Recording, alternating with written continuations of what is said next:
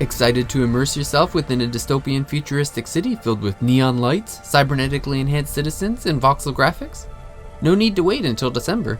Cloudpunk from developer Ion Lands provides a neat neo-noir experience of attempting to survive as a delivery person in a Blade Runner-inspired metropolis.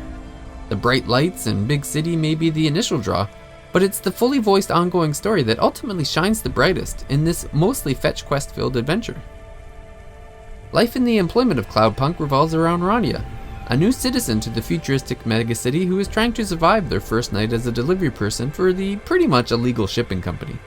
The main focus is progressing through the narrative by completing missions that are assigned by a dispatch that goes by the designation of Control, a gruff older gentleman walking the line to both protect Rania and complete the shady deliveries.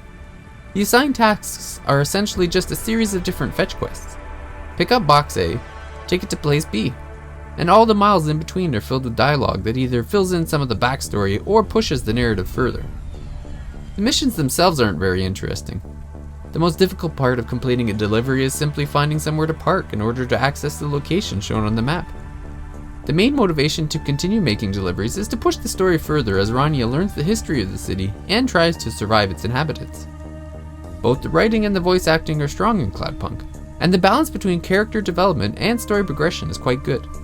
Each new delivery provides a tidbit of information on Rania through conversations with either Dispatch or a companion AI named Camus, who just happens to be represented as her talking dog.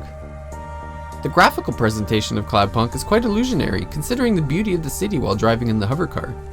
The beautiful lights and detailed buildings seemingly fade away once it's time to park the car and head out on foot. Once Rania is on the street, it becomes clear that everything in Cloudpunk is built with voxels, a detail that's easily overlooked in most promotional material.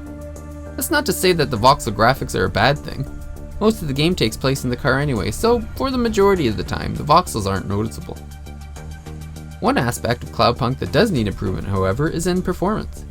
On the PlayStation version, it's very common for a game-breaking bug to occur, resulting in the need to restart the game.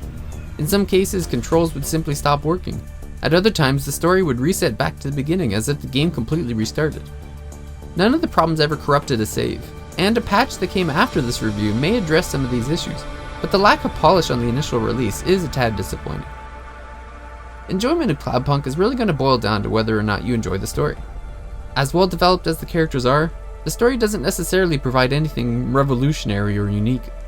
The back and forth between Rania and her AI dog are often entertaining, and a few interesting personalities are met along the way. But unfortunately, Cloudpunk just doesn't quite do enough to maintain my interest.